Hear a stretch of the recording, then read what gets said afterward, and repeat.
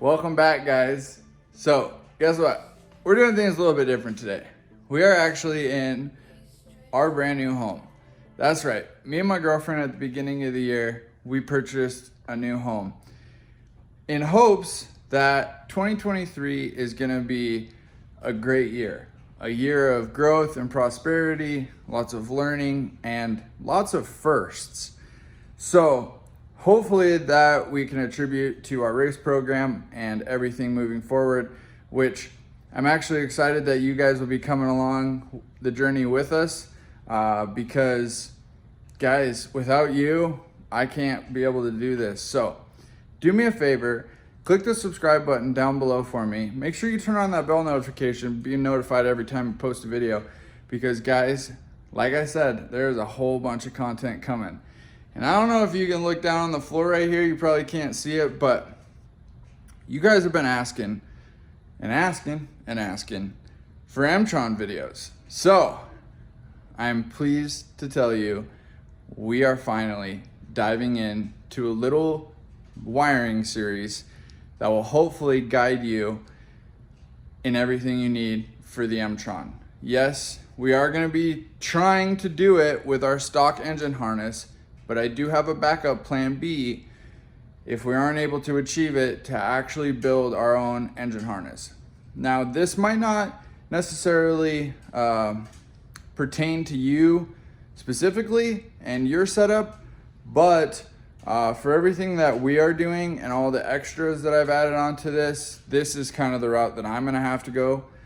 So take it or leave it. Hopefully, you know, if you guys gain a little bit of information out of this, I will have done my job and help you guys out with whatever you have going too.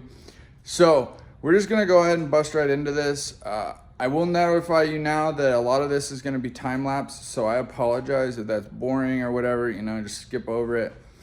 But every single time that I feel like there's some sort of detail or information that would be useful to you guys, I am gonna try and chime in and at least show you what I'm talking about or what I'm doing. So guys, let's just go ahead and get right into it, huh?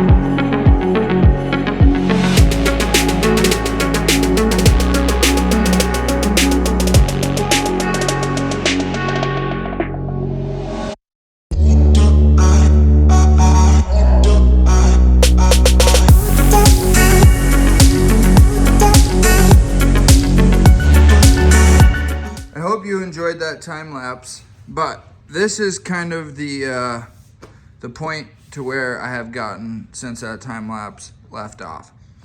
Basically what we've gone ahead and did is I've stripped all the loom and all the electrical tape off of, I'd say about 3/4 of the harness. Started to label every single sensor, and started actually depinning a couple of the wires out of the actual bulkhead plug so that we can actually delete and repurpose a handful of things. Like for instance, these 3 wires come from the TGVs. Now we aren't using TGVs anymore, obviously.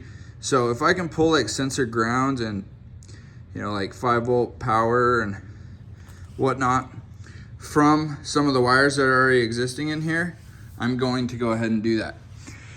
If you look over here, this is all of like our PCV plugs and wires and stuff. These are all just basically like looped into each other. So this is what I'm talking about, trying to get rid of some of this stuff and repurpose it. Now, one of the things I've run into is right here. So these 2 would actually be our emissions. They're a purge solenoid is what they're called on the actual wiring diagram from Subaru.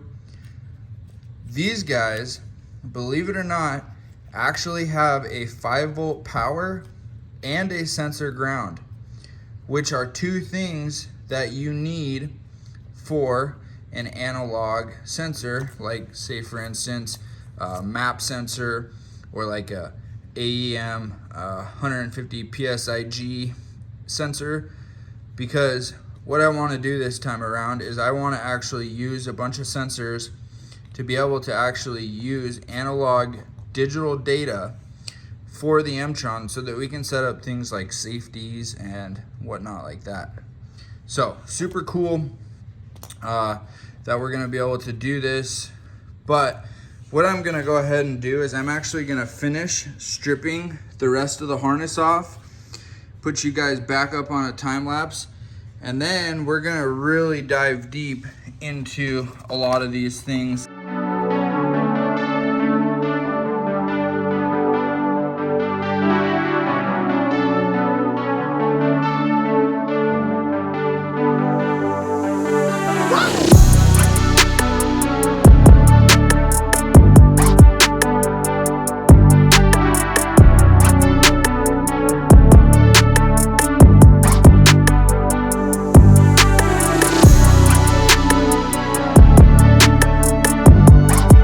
So this guy right here, this is our crank sensor, and for some odd reason, all Subaru did to shield this, which yes, there is a thing called EMF, electromagnetic frequency, or interference. We don't want this signal to be interfered with by anything.